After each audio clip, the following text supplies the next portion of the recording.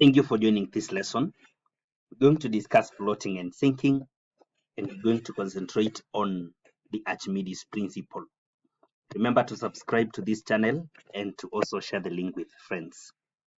In the question here, we are told that a solid sphere of radius 3 centimeters and made of a material of density 2.6 grams per cubic centimeter is fully immersed in a liquid of density 0.8 grams per cubic centimeter. Determine the apparent weight of the sphere. So what you're going to do, when you see this language of fully immersed, then what should click into your mind is the Archimedes principle. And I'm going to actually state it. It states that when a body is wholly or partly immersed in a fluid, it experiences an upthrust equal to the weight of the fluid displaced. Therefore, whenever a body is inside a fluid, it usually experiences an upthrust, and that upthrust is equal to the weight of the fluid displaced. Because it is fully immersed, then we can calculate its volume. Remember, it is a sphere, and the radius has been given. So we can get the volume. Let me start by doing the solution now. Volume of a sphere is given by 4 out of 3 pi r cubed. So 4 out of 3 pi r cubed. So the volume of this sphere is going to be 4 by 22 multiplied by 3 cubed divided by 7 by 3. So this is going to be 113.14 cubic centimeters. This is the volume of the sphere. Something else we can calculate very fast is the upthrust it experiences. So upthrust will be given by volume times density multiplied by G. Remember, it's good to know that volume times density of liquid gives us the mass. This is mass of liquid displaced. Mass of liquid displaced. So mass of liquid displaced, when now multiplied by G, we will get weight of liquid displaced, and weight of liquid displaced is the equivalence of upthrust according to the statement here of Archimedes principle. Therefore, we need a volume of 113.14.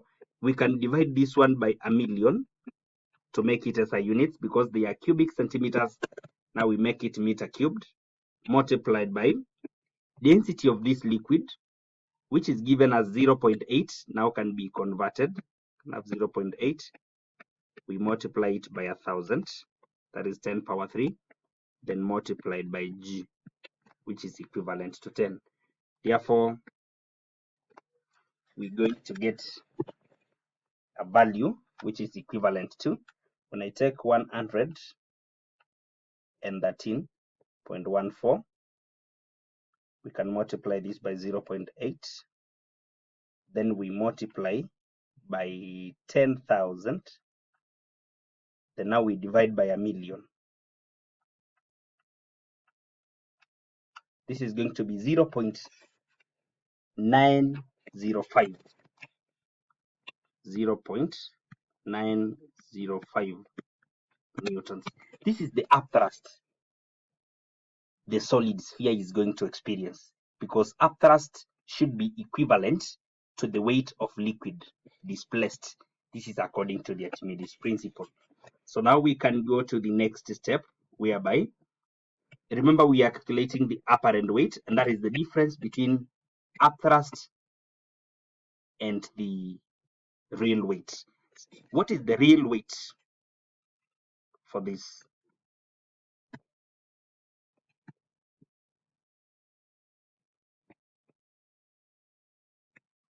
the real weight is going to be, so we can have real weight.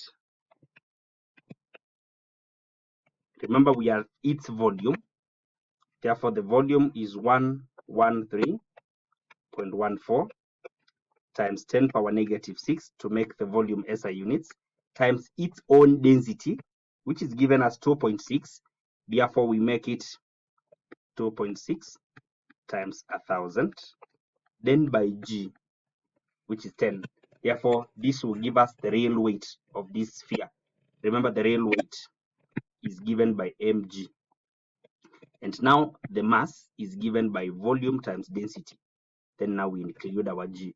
So volume for the solid sphere and its own density will give us the mass, such that when multiplied by g, according to this substitution, now we'll get the real weight. So I can multiply now 113.14 multiplied by 2.6. Then we have a 10,000, and there is also a million to divide. That means at the end of the day, we'll be dividing by 100. So this is going to be 2.94. 2.942 Newton. That is going to be the real weight in air. Therefore, apparent weight. Apparent weight. This is the weight of the sphere while it is inside the liquid. It's going to be real weight, weight in air, minus the upthrust it experiences. Apparent weight is like the resultant weight.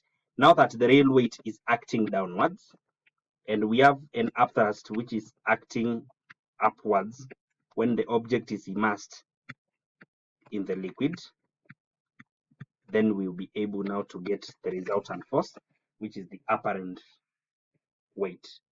So this is going to be, when I subtract, I'm getting 2.04 newtons.